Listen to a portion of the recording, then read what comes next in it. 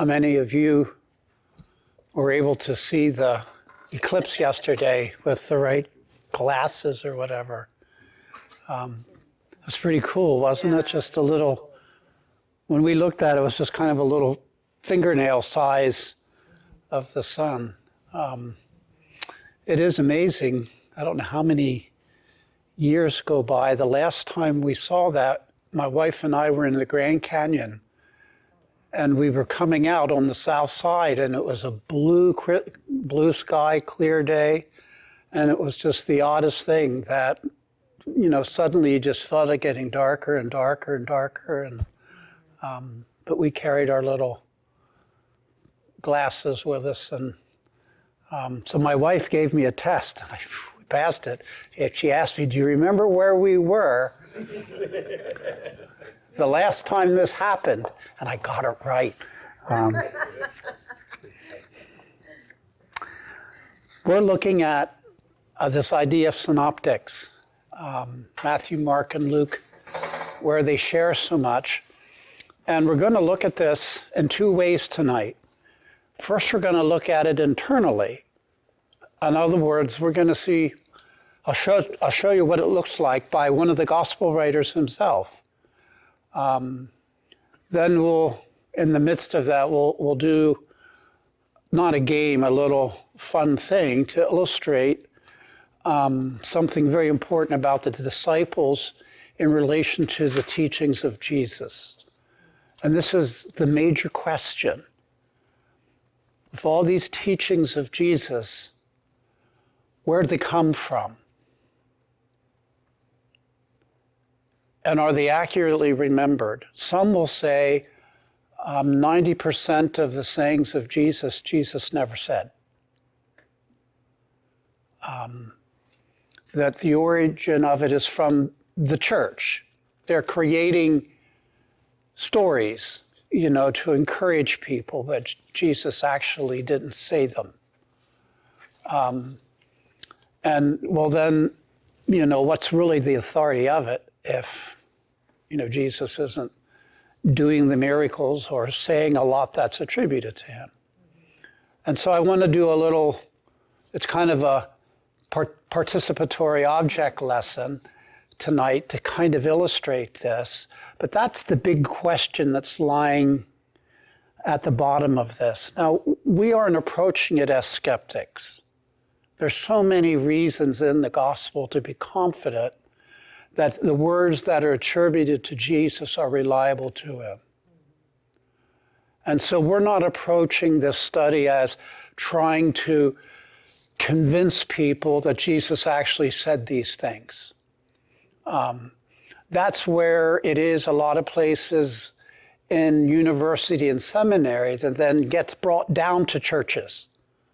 And so a lot of lay people are confused. They grew up thinking Jesus said this, and now their pastor is saying he never said these things. You know, and they're just kind of in this, kind of in a stuck place. I'm not sure what to say to that. And so there are a lot of good reasons to just be sure that this is true to Jesus. And I want to kind of salt, so to speak, you know, a good meat, a little bit of salt, not too much, because then all you do is taste the salt. But just the right amount of salt really brings out the flavor of the meat. And so I want to do that. Periodically, I want to just bring in a little bit of these reasons we can be confident that just kind of savors our study. And so I want to do that tonight in this first session, you know, as we go. And so I want to show it in the synoptics, Matthew, Mark, and Luke, why they're called synoptics, and just illustrate that a little bit in the second session. And we'll be able to do that with also salting it here and there with neat things about Jesus as we're looking at it. But in the first instance, look at the handout that says 2 gospel examples. That's what we'll look at. And oddly enough, these are in John's gospel, and so not Matthew, Mark, and Luke. They're here in the introduction, and John's gospel may contain more. I just don't know about them. Probably there are 10. I don't know. But I'm aware of these two. John's gospel contains two instances of sayings that John later restates in his gospel. In narrative comment, there'd be sayings of Jesus. This mirrors how the later synoptic gospel writers interacted with the teaching of Jesus. So John actually illustrates what we're talking about in his gospel, so I want you to see it. I have example number 1. Then we'll do this little kind of participatory object lesson, and then example number 2. So turn with me to John, and I do give the Greek here in parentheses, and if anybody isn't sure how to read that, Mick said he'll talk to you at break and help you out, right? That you would help with the Greek, and if anybody has any questions. I thought I heard that right. Go to John chapter 13, verse 10. John chapter 13 begins what we would call the Last Supper time.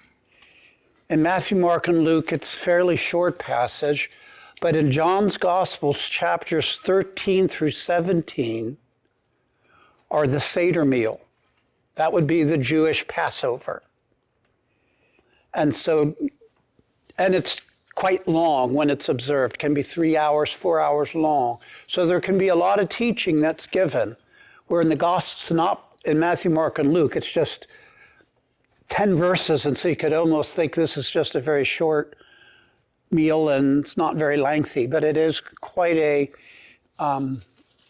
neat observation about the Passover and the connection to Israel and so on. And so chapter 13 begins this and goes through chapter 17.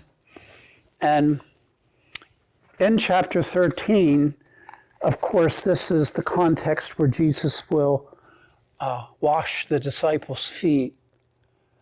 And it really confuses the disciples because when, for example, if all of us came into the room here, none of us would wash each other's feet.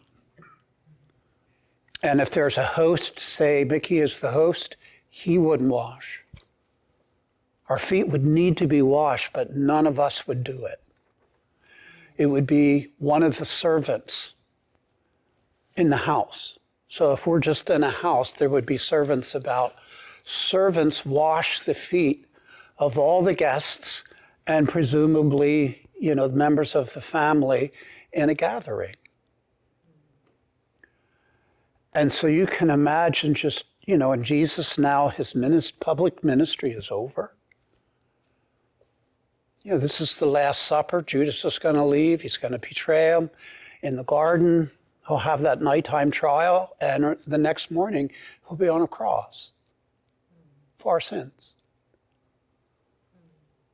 So all of that ministry that we read about in the Gospels, with casting out demons and calming big storms and all the miracles he did are finished. And the disciples have seen all of that. And so they're here. Jesus, remember, he sent 2 disciples into the city to get into Jerusalem to get the Passover ready. And so now they're all there. And Jesus takes towel and basin and begins to go around one by one and wash the disciples' feet, because they would have been, plenty dirty from the day, especially if they were sandal-like things. What's in this context now,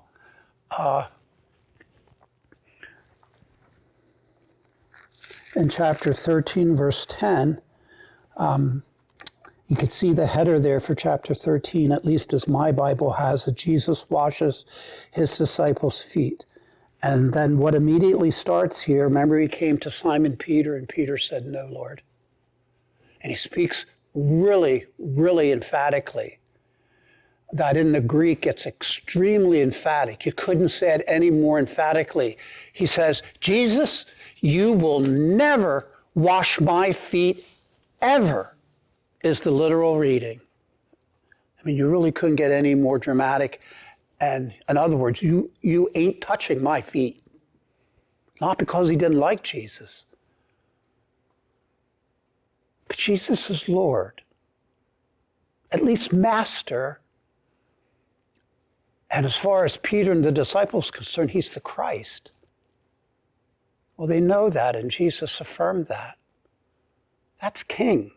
A king is not going to get on his hands and knees and wash my feet. And then you know how Jesus responds and says, well, then you're not going to have any part in my kingdom. Well, Peter loved Jesus, and now Peter more or less says, wash me all over. And Jesus kind of rolls his eyes and says, no, you don't need that either. And so that process has finished, and he apparently has washed all their feet. So that would be all 12 of them. And then he makes this statement in verse 10.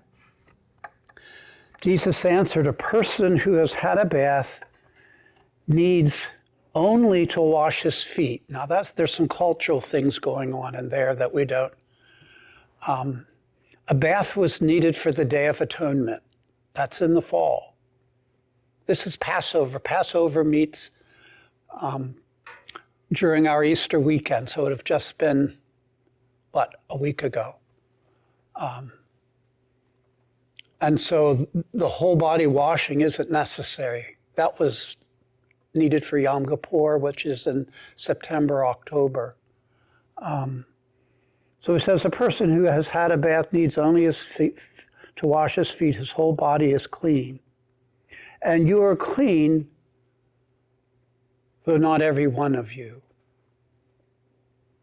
And so there's Jesus' teaching. And so this is Jesus' original wording that you have there under example 1. Now what's interesting, John, in his own words, whenever he wrote this, is going to recall it. And he does so in the very next verse. So John writes, and in my Bible, it's in black ink. Jesus' words are in red ink. I don't know if you have that kind of Bible or not, so it becomes even more evident that it's not Jesus speaking now, but John. For he knew, and the he here is Jesus, as John is writing, for he or Jesus knew who was going to betray him, and that is why he said, not everyone is clean. So here is John later recalling what Jesus had said. Jesus' actual words are, you are clean, but not all of you. John later puts it, for this reason Jesus said, not all of you are clean. And so the word order is a little different.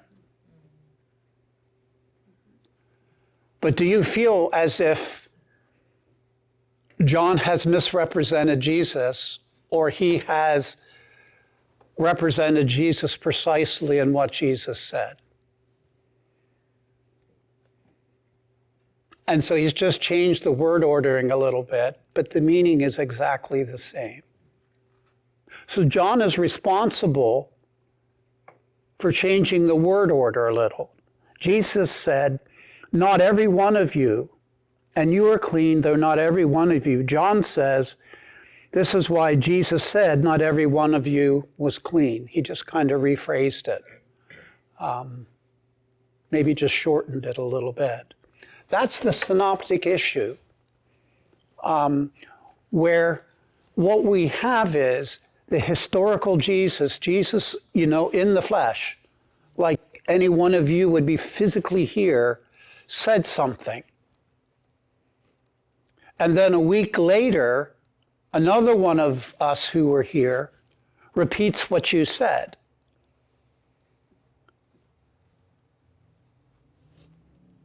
And so we're representing you, but sometime later.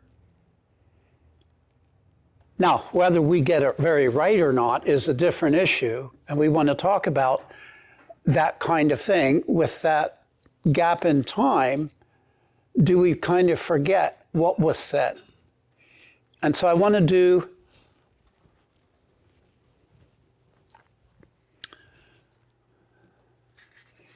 I'm going to start over with the girls' side, and then the boys will end it. I'm going to show you a little saying, and then you pass it around. It can go to the back table and up through here. Okay? And so I have to whisper it in her ear. you have to whisper it in your ear. You're allowed to, whisper it down the lane. You're allowed to read it. Oh, good, I get to start. Quietly. I have to remember. But then from then on, it's all just as people remember. Okay?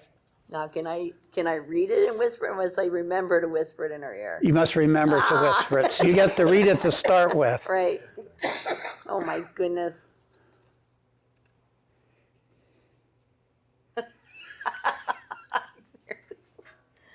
Oh.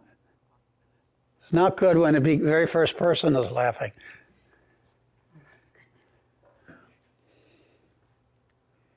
And so just I am so tired, and my brain has been so fried the last couple of days. don't worry about it. Just pass it on as you remember. No pressure. Okay?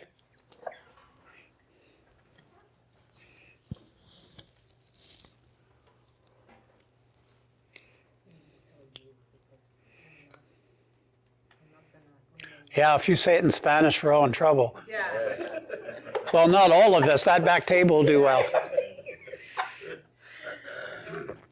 Yeah, I already got it wrong. Afraid it'll get lost in translation. Yeah.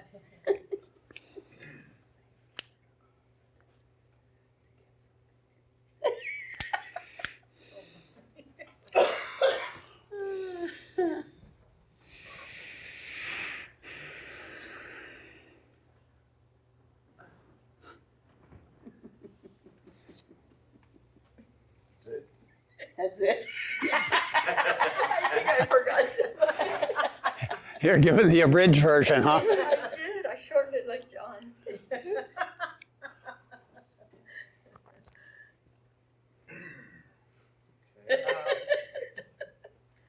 Really? That's all I got, buddy.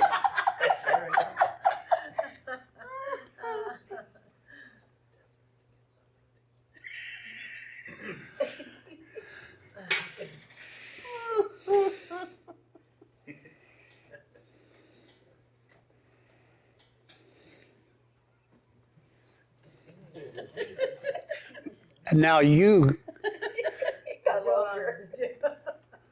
give us the end version. 4 rattlesnakes went across the desert to get something to eat. That's pretty close. It's slither. Yeah, there's a slither in there. It was something runaway. I forgot that. 4 rattlesnakes slithered sideways across the hot desert to eat faraway food. I didn't even start it right. Well, I'm not sure. No, there were some. We're going to do another one. And Are you up you're for gonna it? Make me end, right? No, I'm going to have you start again.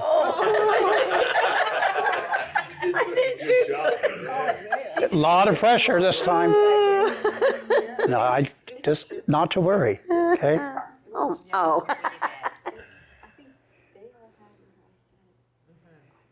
Okay, that one I can do.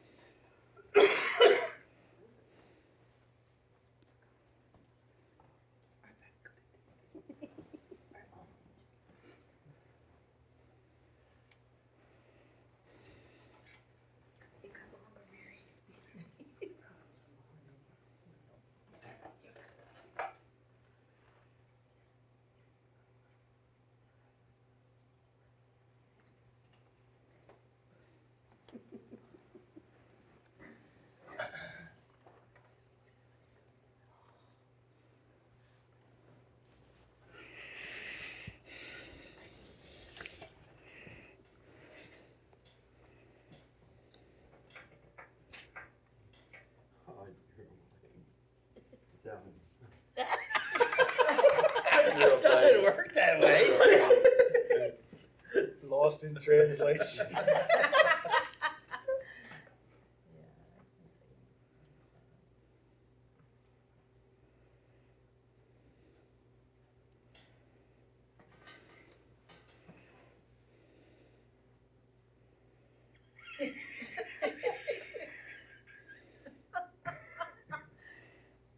Oh, man. The first part. Four. Yeah. What's John 3:16? Yeah. For God so loved the world that he gave his only begotten Son, whosoever believes in him will not perish. Very good. That ain't quite how you said it. Should not perish. It's not having, have everlasting. It was, So John 3:16. yeah. So how is it that's twice as long? Yeah. So talk about that. It's more familiar. It's more familiar. The different wording of the version. Yeah, it bounces from the NIV to the King James and so on. Well, it depends where you did your memories. Yeah. Yeah. Yeah, certain verses I'll say, and it just comes out King James because I learned them as a little boy. I think I switched to everlasting life. Yeah. You said eternal life. I think I did. But Eternal life is NIV. Mary stopped halfway through the verse. It just like slipped my whole mind. Which is the one you use, though? NIV is I mean, which word did you use? It was on the paper, everlasting or eternal? I used everlasting Yeah, because I I thought thought it said most people everlasting. would go that way. Yeah. The King James was everlasting. The NIV is eternal. I had to remember the one and only Son, because I used to say, The only begotten. Yeah, and that's how I learned it. And then I had to. And one so, only think about that. The first one, Son. That was bad. right. But how is the second one? It's almost like as soon as you heard it going, you had it finished before the other person. You didn't even need to hear the rest of it. Yeah, as soon as I saw it, I Mary was, tell her, well, he Yeah, you already knew what was coming. Sorry. Yeah. yeah, I was afraid to do it again. As soon as I saw it, I'm like, oh, I can do this. Yeah. You know, yeah. And so some people feel like there are all these layers. And Jesus originally said this, but it's going through all of these layers that by the time the disciples are saying it, it's something very different than what Jesus actually said, like the first example. Or he just said something minimal and the disciples made it what it is. I don't know if you were ever, in New York at Broadway and saw what is called chorus line. It's where all these dancers come out in one long row and are all doing the same motions together. They're all in sync, doing exactly the same thing. They're all dressed in the same kind of outfits. Usually it's kind of like a grand finale sort of thing. Well, the disciples weren't in a chorus line, so to speak. But the second illustrates every one of you are authority, a scriptural authority of what Jesus said. Because each of you know for yourself, John 3:16. Where for the first one, none of you knew that, and as soon as you said it, you're inclined to forget it. And so if the disciples, go with me to Mark chapter 3. If the disciples are learning Jesus' teaching, every one of them is an authority on what Jesus said because all of them have memorized it. So in a sense, the disciples, as they are going forward, it's like a big chorus line. Every one of them is one step from Jesus. So if you were a disciple and you memorize this from Jesus, you're one step from Jesus. So as I say this, I'm just saying what Jesus said. And if the same for you, you're one step from Jesus. You learned this from Jesus as well. You didn't learn it from some here, then to here, then to here, then to here, then to here, then to here, to here. And then by the time you got it, it's all different than what Jesus actually said. And the same would go for all of us. And it would even go for those who are in different languages as well. Great object lesson. And so I love this verse in Mark, and the other disciples have this episode, but not this one line. And it was important for Mark. This is at the time when Jesus called the disciples to follow him. So it's in Mark chapter 3. And it's interesting, in Luke's gospel, Luke loves to feature Jesus in times of prayer.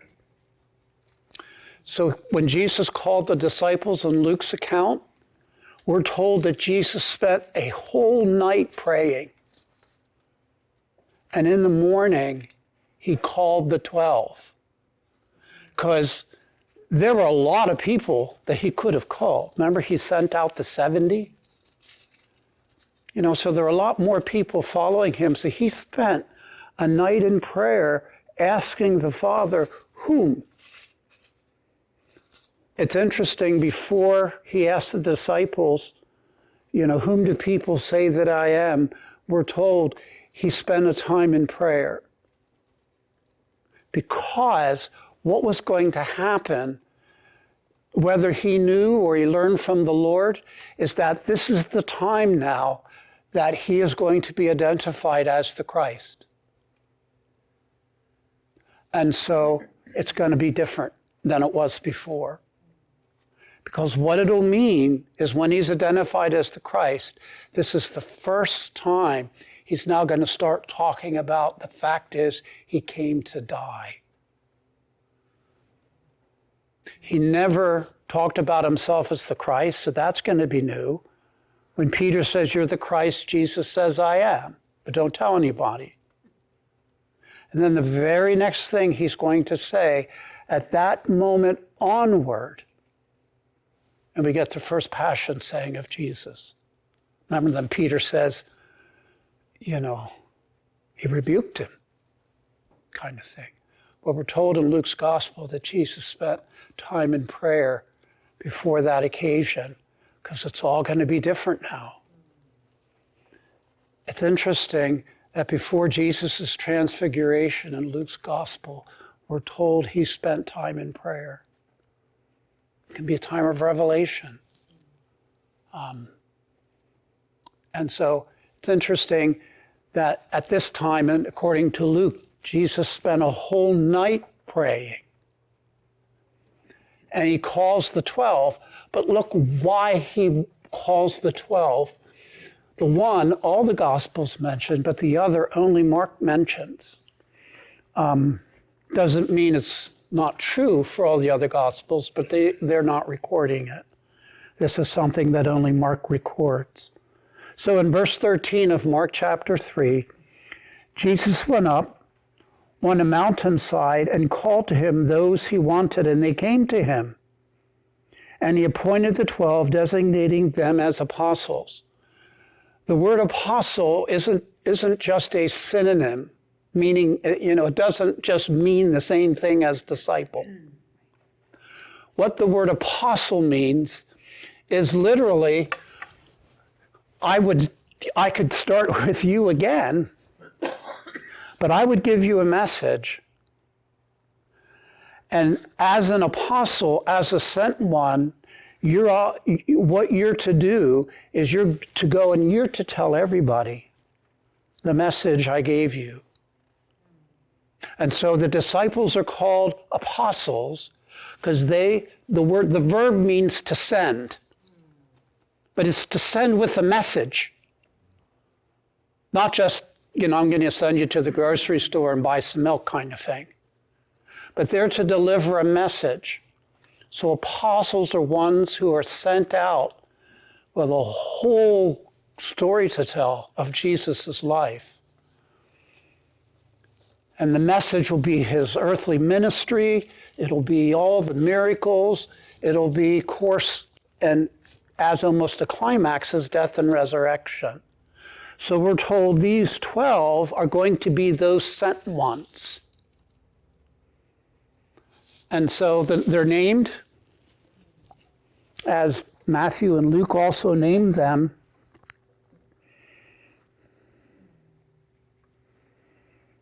and for two reasons. The first, that they may be with him, and the second, that he might send them out. That's the verb, apostello. The noun is apostolos, sent one. So he may send them out to preach and to have authority to drive out demons. The first piece of this only Mark has, and it's so precious to me, that one of the reasons Jesus chose the 12 is that they might be with him. So literally, wherever he goes, they're going to go. Rabbis, if you were a good rabbi, rabbis never went out and picked, I'd like you to follow me, or you would go and say, you go to your wife and say, I'd like you to. Rabbis didn't. If they were good enough, people would come and want to study under them. It'd kind of be beneath their dignity to go out and actually, have to call people. But Jesus called. And the first that we know he called are 4 fishermen and 1 tax collector. And it's fascinating. I think it's Seneca, a Roman statesman, who was saying, the fashionable, the elite, jobs you would never, ever want to have. It's so unbecoming to a Roman citizen, let alone someone who's kind of a fashionable Roman citizen, is one who works with money in the sense like a usurer or a tax collector. They're considered bottom of the barrel people. Rome needs its tax collecting. But the person who's doing it is considered despised by the Roman people of fashion. They would never do it. But we're told even below that is another group. And they're a group of people who work for the pleasure of others. A baker, a butcher, a cook. They're all needed, but you would never be one. They're kind of like bottom level. And you know what other group is included in that? Fishermen. Mark is probably writing to the church at Rome. 4 fishermen and 1 tax collector. The divine king personally called. There's all kinds of theology happening in that. It's not like Jesus doesn't care about, the fashionable. Who are going to be part of the sent ones at that inaugural, at that very, very beginning time, who's going to take the gospel out?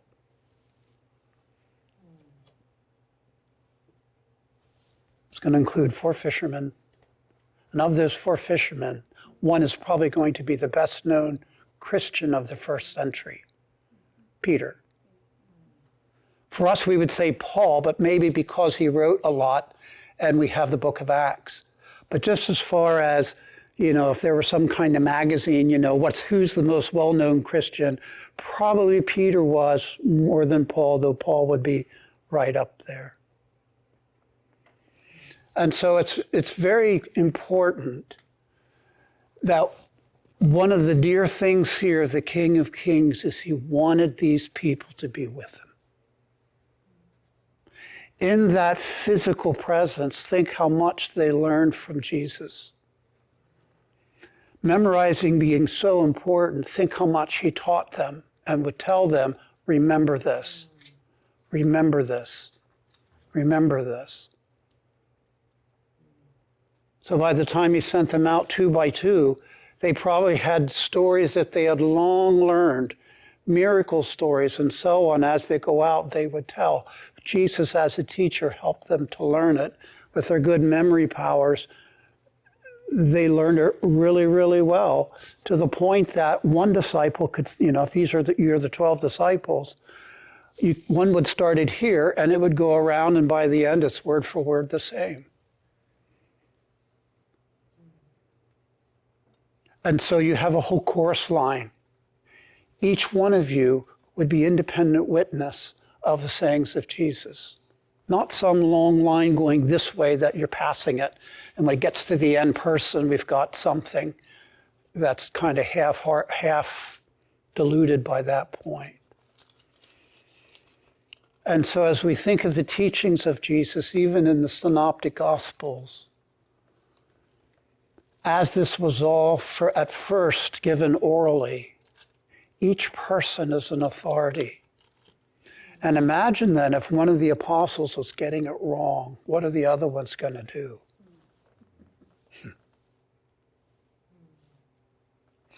I don't know if I try chapter 18 in the book of Acts. This isn't quite an example. It is, but it isn't. It's not an apostle who's getting something wrong. It's an individual who had incomplete knowledge. And Priscilla and Aquila see this guy preaching, and he is preaching in power, but there's a gap in his knowledge, something he didn't realize. But this is an example of somebody being pulled aside to fill in information. In this instance, they didn't know. So if you look at Acts chapter 18, verse 24, meanwhile, a Jew named Apollos, who is a native of Alexandria. Alexandria was in Egypt. And it had probably the greatest library in the ancient world. And so this man, if he was a guy who studied, was probably pretty smart. He came to Ephesus. We're told he was a learned man with a thorough knowledge of scriptures. He had been instructed in the way of the Lord, and he spoke with great fervor. So this means he knew about John the Baptist. He knew about probably Jesus' time in the wilderness, his baptism by John, Jesus' earthly ministry, knew all about his arrest and trial and death and post-resurrection appearances and ascension. He had been instructed in the way of the Lord, and he spoke with great fervor and taught about Jesus accurately, though he knew only the baptism of John. What it seems was the gap in his knowledge is he didn't know about Pentecost. He didn't know that the Holy Spirit had been sent by Jesus from heaven, like we read of in Acts 2. And so, in a sense, there was a little gap in his understanding. And so, verse 26, he began to speak boldly in the synagogue. When Priscilla and Aquila heard him, they invited him to their home and explained to him the way of God more adequately. In other words, they filled in some of the gaps. Well, the same would have been if a disciple was now apostle was misrepresenting Jesus. You can imagine the other apostles would have set him straight. Here's an example where someone who wasn't following Jesus had a gap, and it was important for him to understand. And then we're told he went down to Achaia, which is where Corinth is. It's about a 40-minute drive southeast of Athens. The brothers encouraged him and wrote to the disciples there to welcome him. On arriving, he was a great help to those who by grace had believed, for he vigorously refuted the Jews in public debate, proving from the scriptures that Jesus was the Christ. So here's an example of a man who had a gap in his understanding, and he was taken aside by this husband and wife, and that was filled in, and just now having the whole piece. how powerfully then he was able to preach about Christ. I have one more example, and this is a real interesting one. It would have been especially interesting last week, with Easter on the horizon. But we're only part of a week away, so it's still. Go to John, again, chapter 13.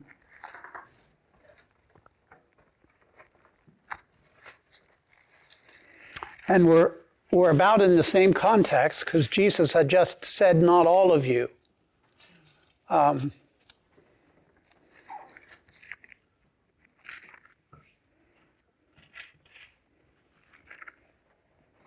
So in verse 10, a person who needs a bath only to wash his feet, his whole body is clean, and you are clean, though not every one of you.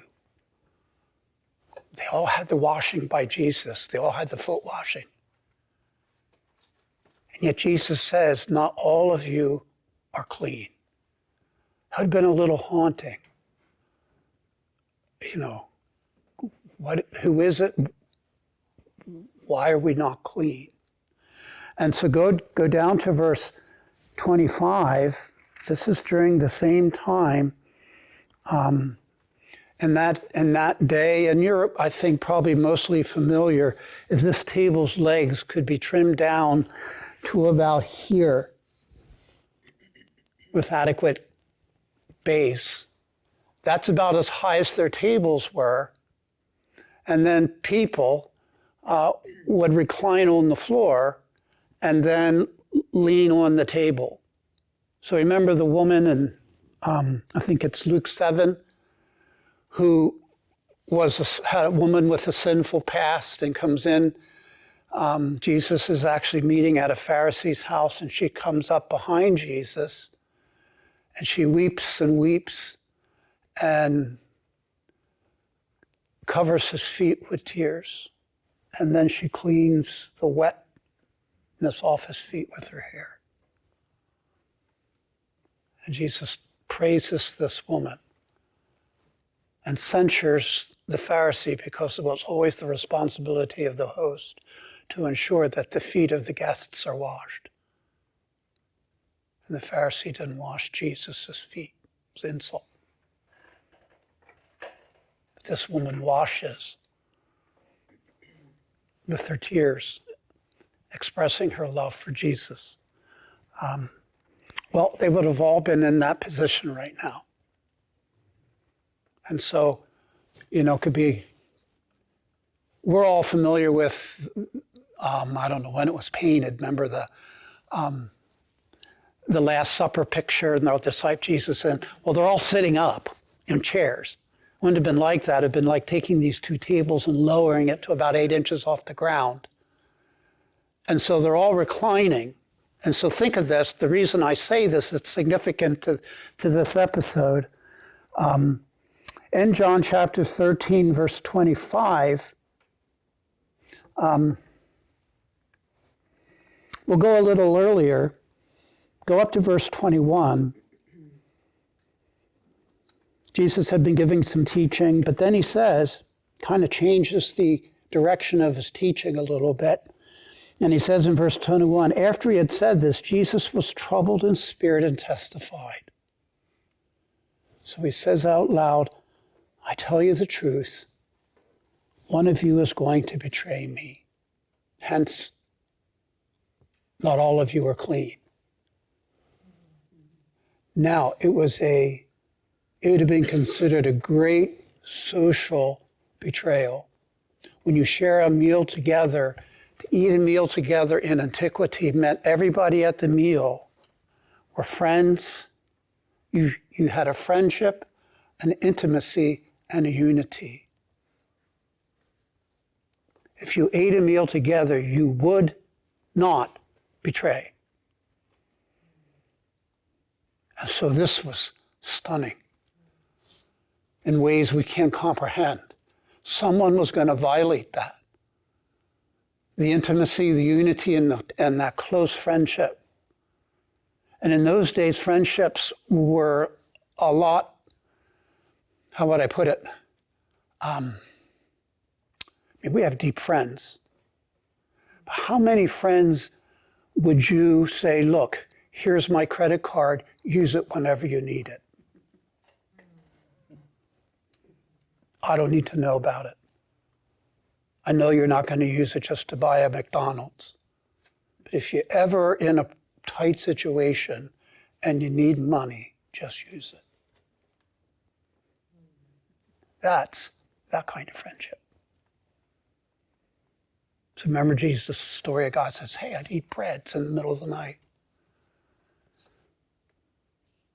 Yet somebody at that table was going to violate that. So the whole table was just stunned.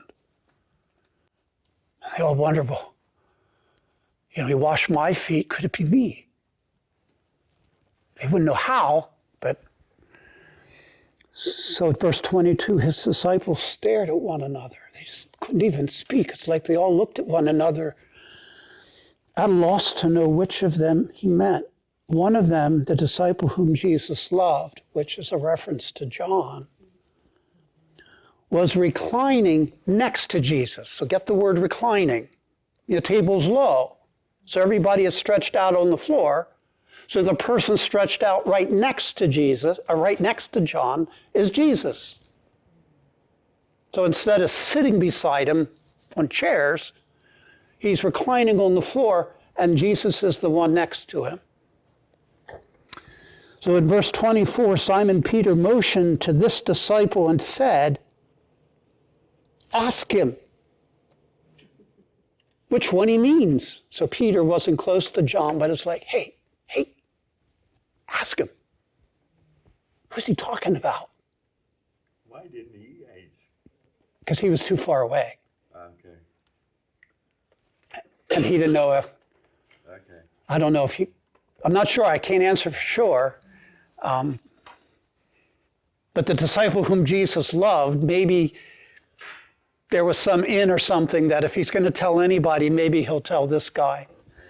And so verse 25, John, leaning back against Jesus, he asked him, I won't get on the floor to illustrate it, but you could just see him kind of leaning back against Jesus and saying, hey, who is it?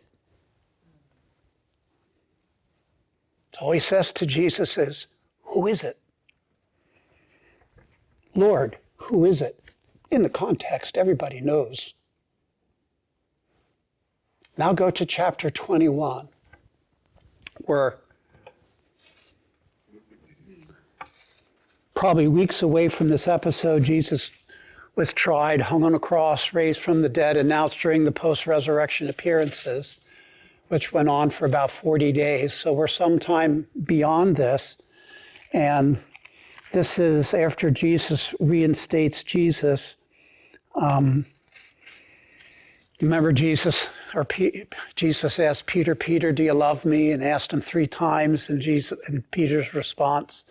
After that was all over, Peter and Jesus are just kind of walking together.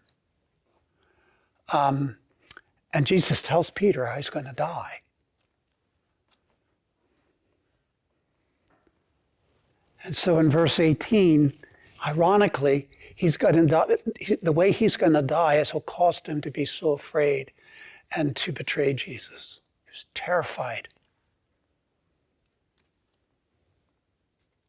So he says, I don't know the man. He was terrified that he could undergo the same end as Jesus was going to undergo.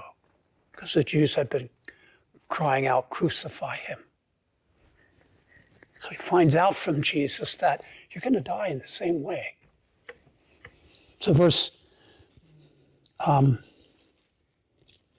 18, I tell you the truth, he's speaking to Peter, when you were younger, you dressed yourself and went where you wanted, but when you are old, you will stretch out your hands. They will be stretched out. And you will be led, and someone else will dress you and lead you where you do not want to go. Jesus said this to indicate the kind of death by which Peter will glorify God. Then he said to him, follow me. So he didn't say when it would happen, just said, you follow me. how is Peter going to get to a point where he's willing to do that when he just denied Jesus 3 times? And the answer is, just follow me. Let's just walk together. And we'll just walk together, and we'll walk together, and the work I have for you, whatever it is, and wherever we go, and whatever happens, by the time that comes, you'll be willing to do it. Just walk with me. As important for all of us right here. There could be things that think, wow, I don't know if I could do that if I were in that situation. Jesus just gently says, just walk with me. Just be faithful to the day and don't worry about tomorrow. Walk with me today, and whatever happens tomorrow, you'll be like Peter, it'll be okay. Now look what comes next. Curiosity kills the cat. So Peter's walking with Jesus. That's an American saying, by the way, if you've never heard it before. It's like, I just got to know what happens, and going and looking what happened, then it actually backfired on me. Verse 20, Peter turned and saw the disciple whom Jesus loved was following them. So there's Peter and Jesus walking. They have this conversation. Jesus says, just follow me. Turns around and there's John. So he more or less says to Jesus, well, what about him? How's he going to die? Look how John is identified. So Peter turned and saw that the disciple whom Jesus loved was following him. This was the one who leaned back against Jesus at the supper and said, Lord, who is going to betray you? In chapter 13, what did he say? Lord, who is it? That were the actual words of the moment. Here, Lord, who is going to betray you? It's longer, a lot of words that weren't in it. Why do you suppose it may be longer? He had to refer back to the event. Very good. It's referring back to the event. They were there. They were there.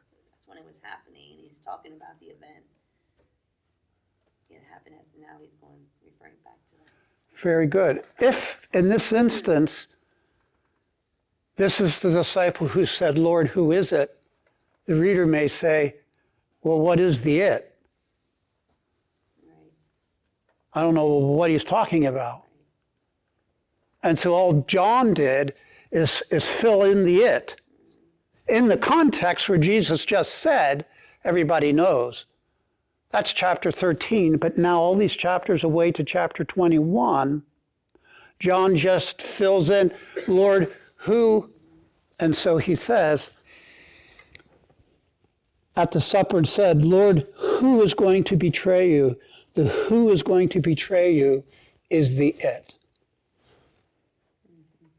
So he said the same thing, but he added what it was about in order that readers would not get it wrong, to guarantee that they would get it correctly.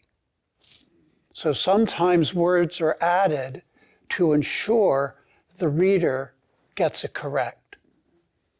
If it were just said, Lord, who is it? That's so ambiguous by the time you get to this later point, it doesn't guarantee that the readers are going to necessarily know what that was.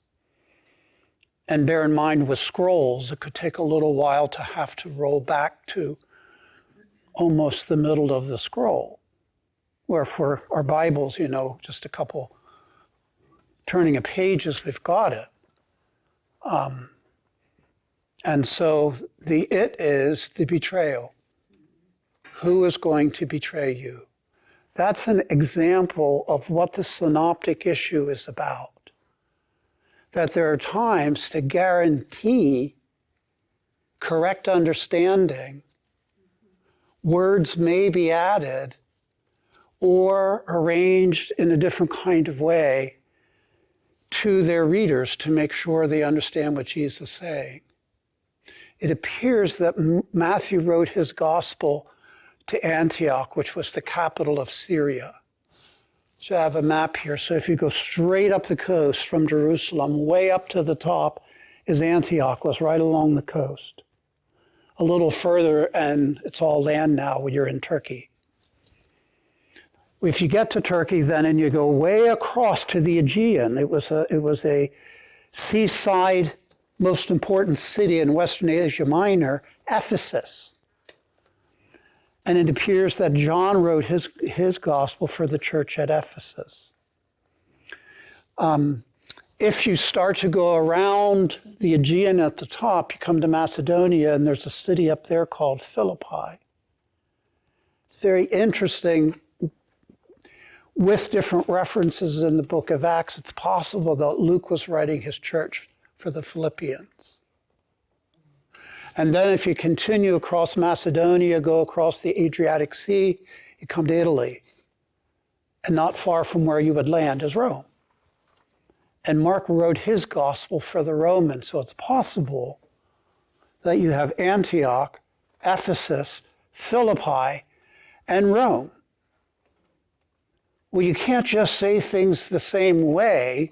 Curiosity kills the cat. What does that mean? I don't know. We don't say that in Chile. We say that. Do you? Yeah. Okay. There could be an expression we have that you have no idea what it means. And Jesus gave that expression. And if a gospel is being written to Chile, it would be so necessary for that gospel writer to phrase it in a way that you know exactly what Jesus said and meant. That if we don't do that, it risks the meaning. You have no idea what Jesus just said. And so we understand that even by working with children. You know, there are times with theology and so on, we've got to use words and expressions, you know, that they have a better chance that they're going to understand. And so these are two neat examples from John's gospel, you know, what this idea is of rephrasing sometimes what Jesus said, not changing meaning, but to put it in such a way that guarantees the readers are going to be able to get it right. Here from chapter 21 back to chapter 13. Well, we're at 8 o'clock. We want to get a 10-minute break.